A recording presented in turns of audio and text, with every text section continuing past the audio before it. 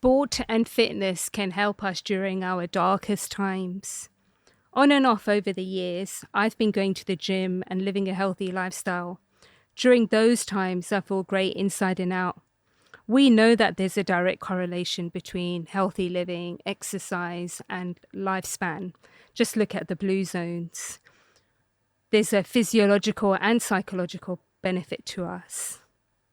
More than that, exercise has the ability to give us strength, courage, and grit to deal with life's challenges. And this can become an inspiration for others. Today, I'm joined by Aiga Sutka, someone who I'm inspired by. She's a half Ironman, an amazing business coach, and someone who has truly overcome. Welcome to today's podcast, Aiga. It's great to have you here. Thank you so much for having me, Monica. So Aiga, we've known each other for a while now, and over the years, your mindset, your positive attitude, and your general approach to life has been uplifting and inspiring. Oh, thank you so much. And I love looking at your social media, all your hikes you do. And I remember when you were invited to the Half Ironman in the US, it was such a great thing to be told. How did that make you feel? Oh my God.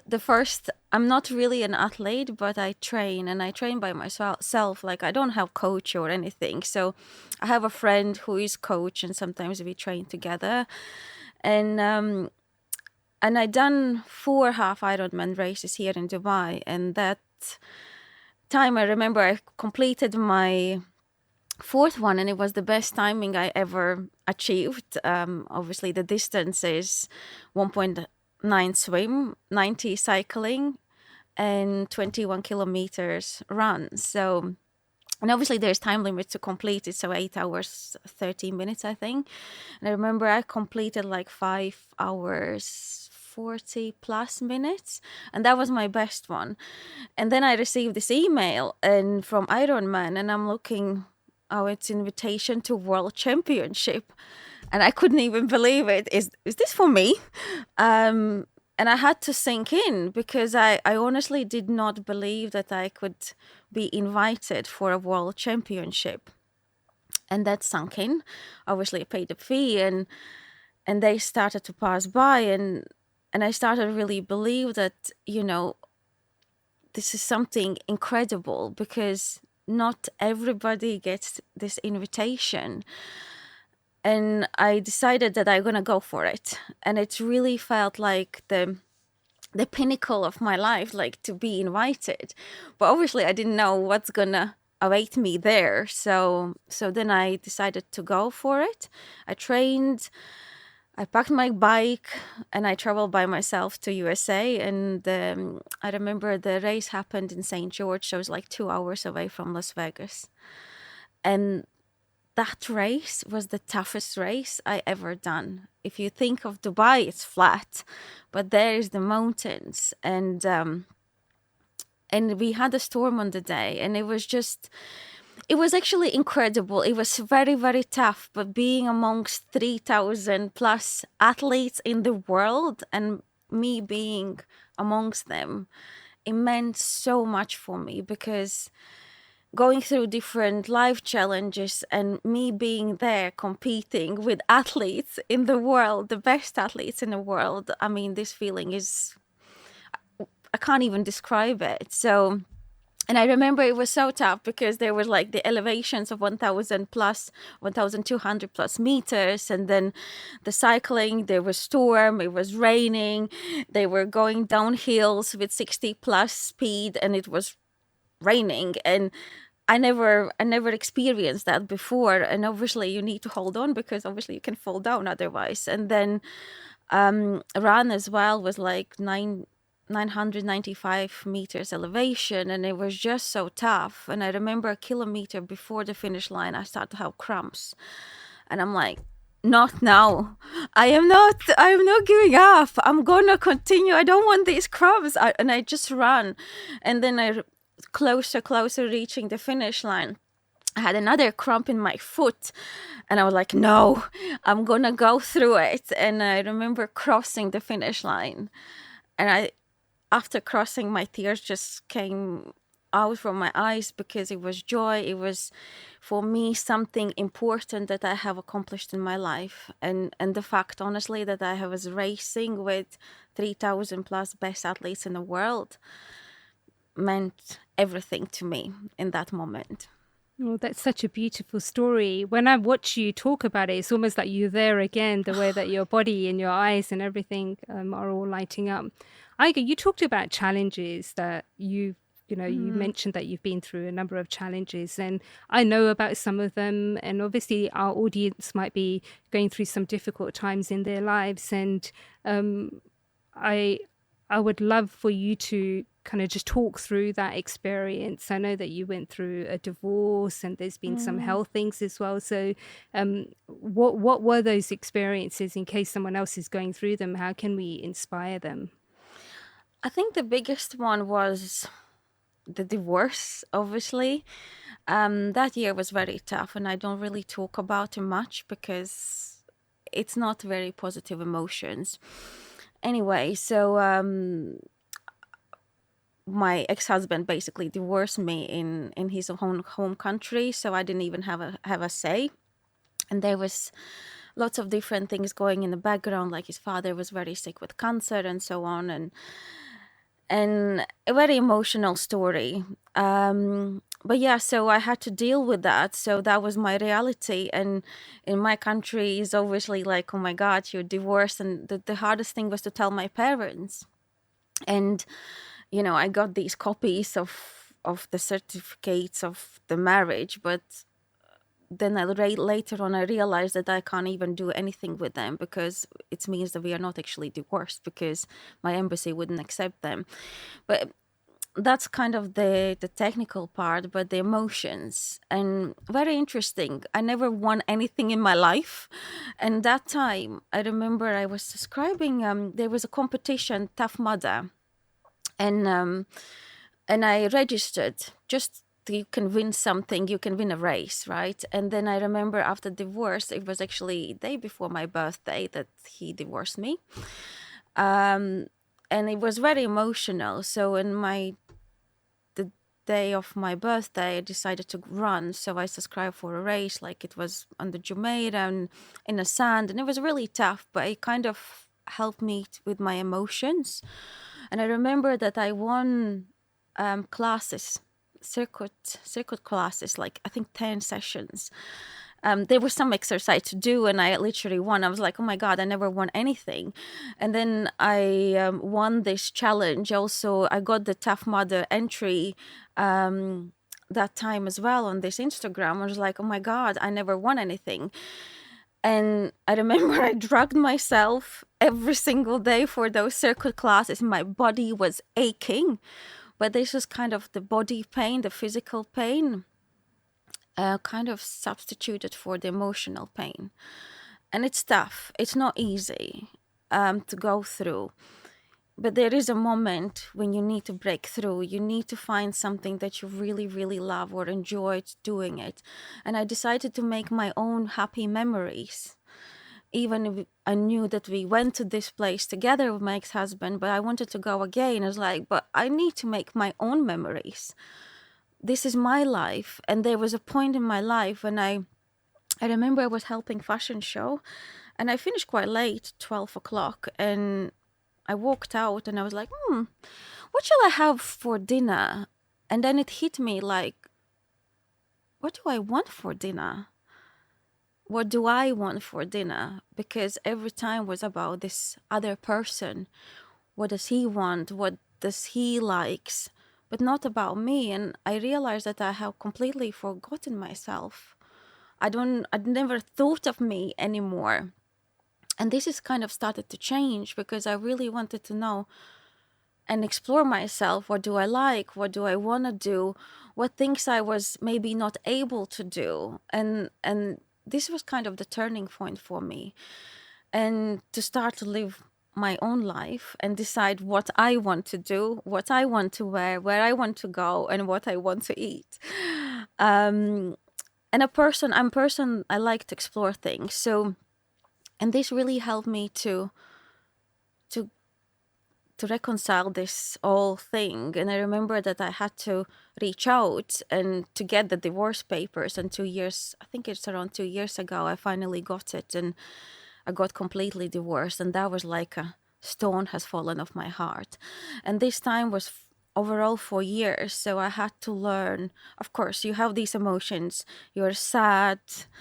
You think of positive things, obviously, like how amazing the time was together.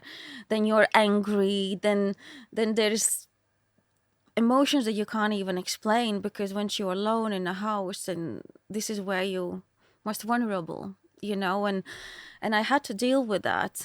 Obviously, my body pain. In the same time, the sport really, really helped me to get through it. And then over the years, so I kind of learned how to forgive. And then I think when I got the papers, I was completely moved on, and I felt like finally I'm free.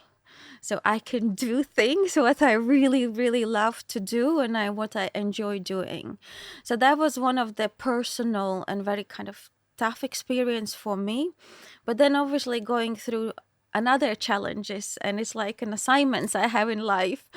After the World Champs, I remember I came back and I started to train for a marathon. I was like, I think my body is a machine and I can do this. And I remember starting the training, running like 30K and so on. And then my knee started to hurt more. I usually had a knee pain. So I went to the doctor and he said, you need a surgery. And I literally burst in tears. I came out from the doctor's office and I just cried. So I went for the surgery, and the journey obviously was not easy, because if you train every day and now you cannot do things anymore, it's like, oh my God. And I remember I had a coach that time as well, and we talked about it, and he said, but it's your body. You need to love your body and to learn how to love. And I think that was really big message for me, because I was like pushing. I was so tired, Monica. I was really tired. I used to wake up 5 o'clock, go for a run, then go to work. And then I was doing my coaching as well. So, and my days were really long, and that's continued because I had obviously had to train for World Championship. And then I decided to train for marathon. I think my body was just exhausted in the end. And there was a sign I need to stop. And then going through the surgery, obviously, I realized how quickly we can lose muscle mass, because it's so hard to build it. But I lost it in a week and a half, and I look at my leg and I'm like, they're not the same. My leg is so much smaller. And then I had to build that, and going with a crutch to the store even. And it was an emotional journey, because obviously I could not do things that I used to do it, but I needed to learn to build step by step to actually get me back in running. And I got back into running, and I started to run in mountains, 21K and 18K, and do all my trainings. And I could still feel pain in my knee. So a year later, I went to the doctor again, and all MRIs and all that, and said he needs to check because it's not okay to have a pain. And I said, what is the worst case scenario? He said, another surgery. I literally walked out, burst in tears again, and I'm like, oh God, no. And then I went back, and he said, yes, we need to do another surgery. And I'm like, oh my God, here we go again. So from square one again. So, but this time at least I didn't need a crutch, but then I kind of knew the drill. So again, exercise slowly. And then I got a really good physio and Mediclinic, and he was really tough with me, but he's so good. And I like that, because he really showed me that I need to do strength training, which I never done before. And he was actually so surprised. And he gives me these exercise for my knees, and I religiously actually do them, because I'm thinking about him. If I don't do it, he will tell me that, you're not going to recover. So I'm back to running again. So, which is great. And I mean, the life throws things as well. There've been lots of things, but the recent one I think is still very emotional. Okay. And Aiga, you talked about someone said to you, you have to love your body, and in the world of social media and like any magazines we open, there's always something about body image, whether you're a man or a woman. Like, what did it take for you to take a step back and say, I'm loving my body? Um, I've been always okay with that. Like, I don't look, of course, like all skinny people. I train because I love to train. It's not because I want to lose weight. It just makes me feel great.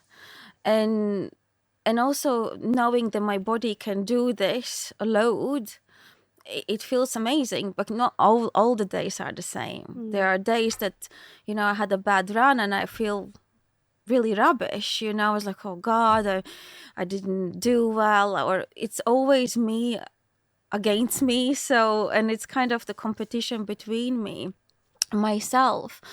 And I know that people try to, lose weight, and sometimes, it doesn't go well because you get, whatever the weight back. But you need to decide. What I also learned from me is my journey is that you need to know why you're doing it. What is there for you? Like, lots of people run races, and I could say, yeah, because this person is doing this, I need to do the same. No, it's about me, and that World Championship meant a lot because it was something from conquer my own fears, my own limiting beliefs, and it's about me, what I want. And in terms of the body image, so there is a lot going on, obviously, on social media, but I don't really focus that much. I focus on myself and my journey, and it's just the sport makes me happy, and also being able to run or to walk, that's a blessing. Oh, that's beautiful. And it's almost like you found that thing to help you get through those challenges, that stoke something within your heart that makes you feel good and makes you feel happy. You talked about the emotions through your divorce and also about running as well. And as you know, I'm passionate about emotional intelligence. And one of the key elements is about self-awareness. We need to take a step back and look at ourselves. What am I feeling? What am I going through? And really spending time with ourselves to understand that as well. So in your own experiences, what does that whole concept of emotional intelligence mean to you? This is interesting question, actually, because I've been through a journey. So I remember when I was married, I never even thought about it. You are self-aware, yes, you have trainings and things like that, but really after this divorce, I started to discover myself. What am I feeling? Why I'm feeling this way? Why this person has such a big impact on me? Why is this person making me feel that low? And it started actually journey, and I looked back maybe a year ago, and I thought that I'm in the same circle. So I had this journey with my marriage and my ex-husband, but then I moved to a different work environment, and there was something very similar. It doesn't need to be a marriage, but sort of similar emotions that I get.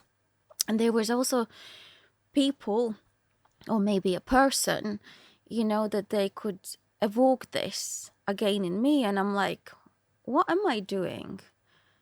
And what really am I doing? It happens really the same. I'm like in this vicious circle. I need to get out because I need to change my reality, or something that I need to change that I'm doing, that I'm attracting kind of similar experiences. And that was really, when I really reflected, I was like, I need to change something. Either I need to, have a help. Like having a coach also helped so much because it's opened so many different doors. And I wish that I had somebody as a coach when I gone through my divorce, actually there was a friend. She was incredible, honestly, an incredible help because she gone through something similar. So then she said, it's normal to feel this way, but then you will feel like this. And it was like, it's like a plan. It's like, yeah, actually I did that. I felt this. But it was more about my self-discovery. And it's still a journey. So, and then I think I got more intelligent about myself. Like, okay, this makes me feel this way. So I got more self-aware. And coaching really changed me when I done the coaching with Reach Outstanding, and I really learned how to, because I had a coaching certification before, but this really made me think completely different. And it's about me, but also starting to understand how people feel, what challenges they go through. Maybe we all look tough, we are this, very tough to go through it, but you don't know what's behind. And that's also important in my work sometimes. And I say to people, you don't know what's behind. So be kind. That's so beautiful. Be kind. And I always say this whenever I'm writing a newsletter or I'm speaking to someone, is that we don't know about someone else's life. We see a facade, and often we don't want to share everything with the world, And so I think that notion of being kind, because everyone's walking a different path, we're not in their shoes, that we have to have some empathy and that we have to have that notion of kindness. You touched on the fact that you're a coach, and I would describe you as a grit and resilience coach, and I think that's how you describe yourself as well. What does that mean to you, being a coach in this kind of discipline? Well, this came and this never left, because when you start coaching, when you learn about coaching, you kind of start to figure out, what kind of coach do I want to be? And I remember we had this exercise in the coaching school, and everybody in a group was saying grit and resilience, and I kind of okay, so maybe I will still discover. But this is really has come back, and obviously from the recent as well experience that I had, and I kind of resonate with this. And this is really going back to sports, when you really want to give up, when you can't run anymore, but then you tell yourself, no, I will just do these 100 meters. And then after 100 meters, well, maybe I can do more 200 meters. It's easy to give up on anything in life, but just how to not give up.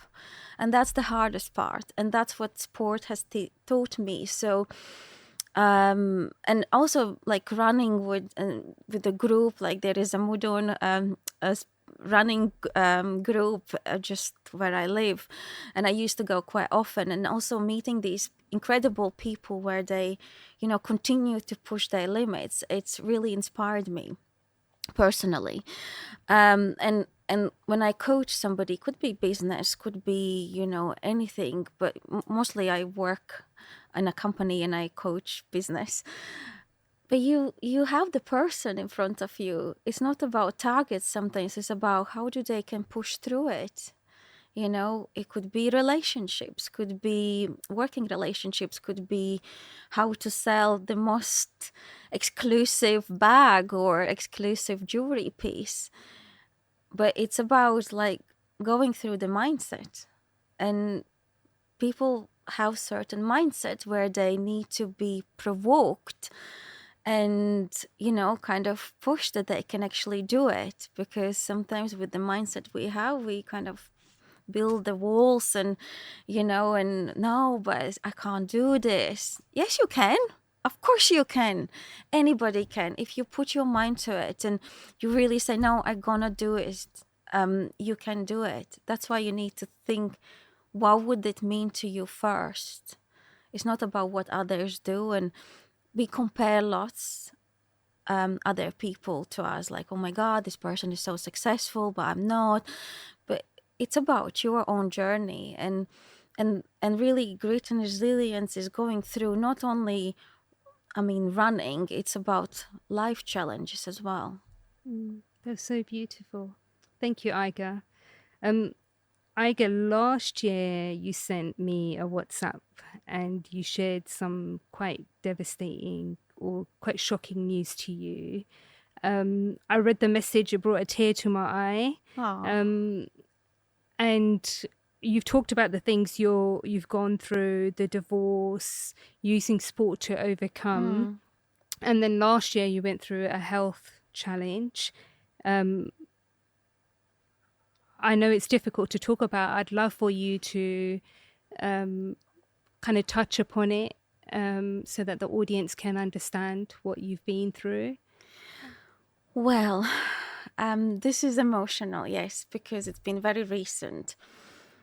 It was, I think, past last year, so I had something on my face. Very small. I thought it's a pimple. You know, we all love to manipulate with ourselves, and it would never go away. So, and I had back in mind, let me go and see a doctor. And in November, I went to see it, and a dermatologist. So he assigned me to cosmetic surgeon. And when I see the cosmetic surgeon, so he said potentially a skin cancer. Obviously, I hear the words cancer. I leave the doctor's office in complete shock, and I start to cry my eyes out. So I even went to work very emotional.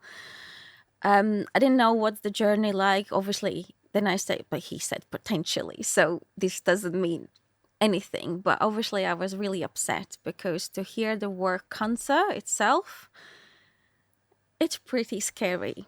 So, and the first time I actually realized what does it mean to that somebody tells you you have a skin cancer or you have a cancer. But then I kind of played in my mind, it's just potentially. So then I went back and I needed to do the biopsy. So I thought, that's it, I'm done. So the biopsy is done. I had 2 plasters on my face. So I'm good. And then I realized that it's not over. So I decided to show something also on my tummy because I had a mole there. And he said, we will need to take a biopsy as well. So then 2 weeks passed and he had to give me the results from the lab. And he said, it's positive. In that moment, my mind was blank. I was literally in shock. And I think he noticed that, the doctor. He said, I think you are in shock. And I'm like, mm-hmm. And I think the most emotional was because it's on my face. So, and that's where it's kind of triggered, because anywhere else in the body, it's okay. Okay, I'm grateful I didn't need to go to do the chemos or whatever, but it's on my face. And he said, oh, I will do a line. He was super nice. Like, everybody was really kind. So then I went to do the surgery and I looked like a wreck. I had a black eye and all the stitches. And I mean, it is what it is. But I think it's the most emotional thing was when they took the stitches out and she brought me the mirror and I just cried. And it's still very emotional because it's on my face, right? And people say, no, it's you can't see it. Of course you can see it. And I can see it. And I was about to start my new job and I was like, oh my God, how am I gonna go to this new work and things like that? So I was really, really worried. And then I realized, like, that's how we humans are. We don't think about ourselves, we think about our job, you know. And but for me in this time, to overcome all these emotions, and it's okay, you know, I cried a lot. And especially that day, I mean, even when the doctor put me the anesthetic in, I still was crying. And I think it's okay, but then you have to move on. And there were times like, you know, I just walked in the morning. I couldn't run, obviously. And seeing a sunrise it was just so beautiful. So I kind of gone through these emotions, but trying to again find something that I enjoy and I love seeing it, like walks or a sunrise or I mean birds flying or whatever it is. So that kind of really changed the way I looked at things. But of course it's not easy, you know, and obviously it came back and 99.9% it will never come back. But of course I need to be more careful, and I have scars even till today, you know, because it's been just very recent, and it's been a little bit of emotional roller coaster. Thank you, Aiga, for sharing. And it is all very new and it is very raw. And I really appreciate you being here to like tell that story. So thank you for that. So Aiga, we all going to go through tough days, the good days and the bad days. So like, what can help us get through those? I think it's just finding what you love, and it's as cliche it sounds, but it's just that. And you need to be also ready. People will not be kind. I remember after the stitches, I moved out because that was the most emotional. I went to the pharmacy, and I said, "Is there anything for scars?" And the guy was like, "The pharmacist, accident." And I'm like, "No, it's a skin cancer." And then he looked at my face and he said, "Oh," and they pointed on my eyebrow, "Oh, you have something there." And in that moment, I was like, I'm not contagious. And I just walked out and I just cried in my car, and I was driving home because it was very emotional. And then obviously when days passed, after a week I could start running, so I could walk. I was allowed to walk, so I used to walk. I went to Al Qudra, and I remember in the mornings I would just walk, and there's a beautiful lakes and seeing the sky when the sun rises up, and I was like, this is magical. I live for this, and this is so beautiful. I want to experience this more. And it's so important to know what you really love or what you enjoy doing and do those things, because it's so easy to get, you know, on this emotion, you know, yeah, people are not good and people are not kind and everybody else's fault, but it's actually you are in control of your own life. Yes, it happened to me. I need to move on, you know. Thank God I'm still alive. There's a little secret I never actually shared. Something my dad gone through, similar thing, but it wasn't positive. And I'm very attached to my dad, and I love him so much, and my mom as well. And I remember when my mom called and she said that my dad needs to do this. Sorry, my dad needs to do this procedure, and I was like, I don't want anything to happen, my dad. I rather have it on me. I rather have this on me, not my dad. And that's what I said to myself. And a year later, I had it. So it's just lessons learned. So think about what you wish for. So obviously, and it happened to me. But my parents being the biggest support for me, and, you know, I called them. They always check on me if I'm okay and how is my health. And same for them, obviously. They're not young as they used to be. They're still young. But I think that biggest support from my family and people. I mean, when I was in the hospital, my God, so much love I received from people, like flowers, messages, you know, even to think of me, it meant so much. And I was so grateful that I have such an amazing people around me, and that meant so, so, so much. I can thank everybody, for, even thinking of me in that moment, because it was truly emotional. And that kept me going as well, So again, surround yourself, like everyone says, with people that inspire you. And that's really, truly true, right? Because if somebody doesn't inspire you, just move on.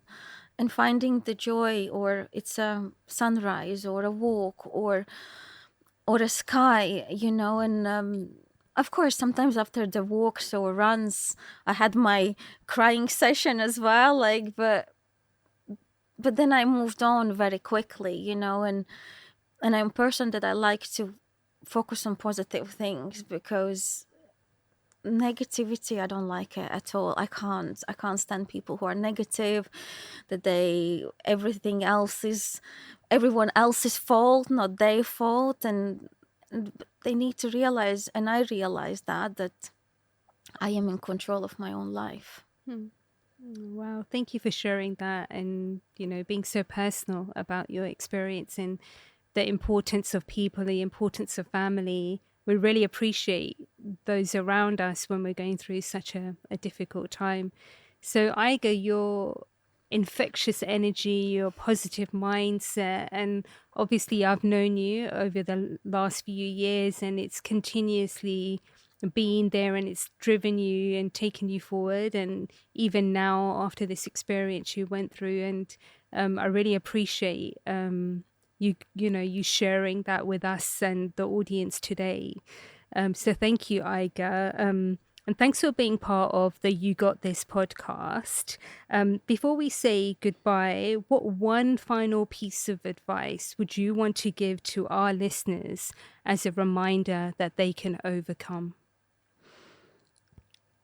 I think the most important is to find something that you love and you enjoy. It doesn't need to be a huge thing. It could be anything, because that will really change perspective of so much of your life, basically, and it will help you to overcome any challenges. It helped me, honestly, like knowing that I can still be part of this world and witness these beautiful things in a nature, for instance, that made me joy. Or that I can again run, I ran this morning, which was incredible. And I was like, oh my God, this is the best thing. And even my body felt tired, but I was like, oh my God, this is beautiful. These are kind of the experiences. I'm not saying you have to run, you have to go to nature, but find something that you love. Not the other person, but what you really, truly, truly love to do, or see or experience. That's the most important thing, I think. Thank you. Do what you love, find what you love, be what you love. Thank you so much, Aiga. You're most welcome. Thank you.